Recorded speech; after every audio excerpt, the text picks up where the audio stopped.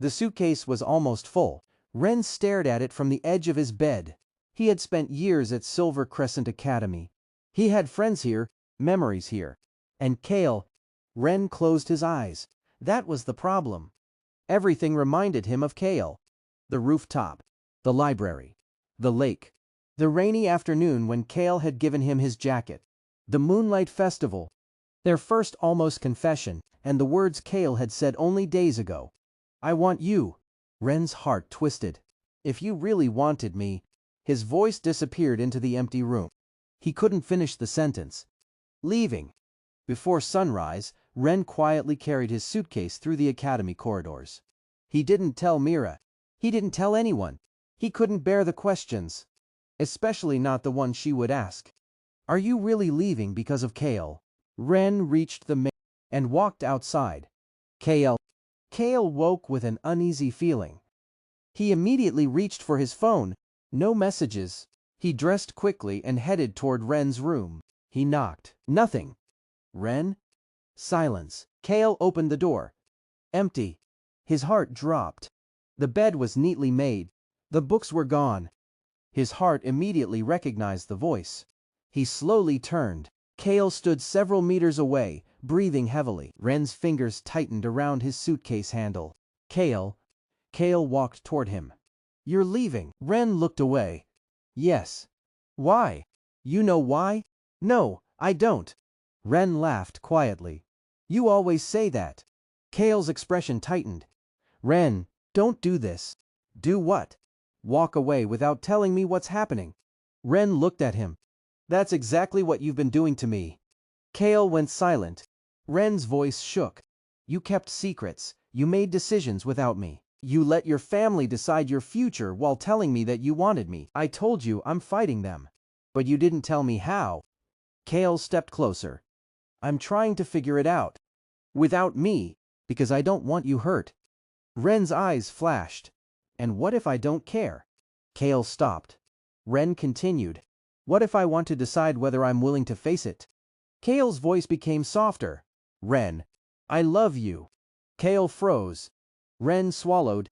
That's why I'm leaving. The first tear. Kale stared at him. That doesn't make sense. It does to me. Ren wiped his eyes. If I stay, I'll keep waiting for you. Then wait. Ren shook his head. That's the problem. Kale looked confused. I've been waiting for you to choose me. His voice broke. But you keep choosing everyone else first. Kale stepped forward. That's not true. Your family. That's not my choice.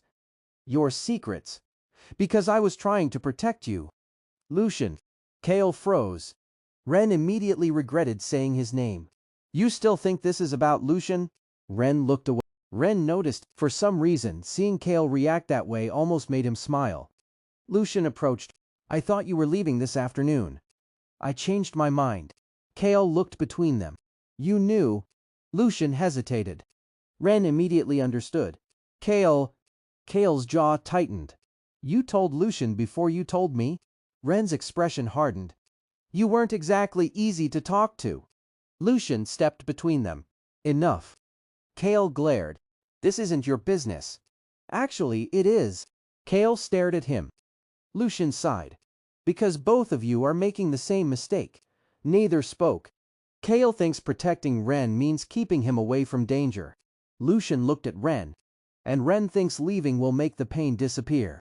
Ren's expression fell. Lucian continued. Neither of you is asking what the other person wants. Kale and Ren looked at each other. Lucian stepped away. I'm giving you 5 minutes. Kale frowned. Why? Because if I stay, you'll both blame me again. He walked away. Ren almost laughed. Kale didn't. 5 minutes. Silence. Ren looked at the road. Kale looked at Ren. Finally, Kale said, Don't go. I'm living someone else's life. Ren's lips trembled. Kale continued. You make me feel like I can choose. A tear slipped down Ren's cheek. Kale reached toward him. He stopped before touching him. Can I? Ren looked at his hand. Then nodded. Kale gently wiped the tear away. For a moment, neither spoke. It felt like everything between them had finally become clear. Then Ren whispered, But I still need to leave. Kale's hand fell. His expression broke. Why? Because if I stay now, I'll stay because I'm afraid of losing you. Kale stared at him. And what's wrong with that? Everything. Ren smiled sadly. I don't want to disappear inside your problems. Kale's eyes became wet. I would never let that happen. You can't promise that. Kale looked down. Ren picked up his suitcase. I need time. Kale whispered, how much? I don't know. When will you come back? Ren looked at him. I don't know that either. Kale's heart sank. The goodbye. Ren started walking. After several steps, he stopped. He didn't turn around. Kale? Yes, don't choose me because you're afraid I'll leave. Kale remained silent. Choose me because you really want me. Then Ren continued walking. Kale watched until he disappeared from sight. Only then did he realize something. Ren hadn't broken up with him, not completely, but the space between them had become enormous. 3 days later, Ren was staying with his aunt in a small town several hours away. He had barely spoken to anyone. His phone remained beside him. Kale hadn't called. Ren kept telling himself that was good. It meant Kale was giving him space. But every night he checked his phone before sleeping. Nothing.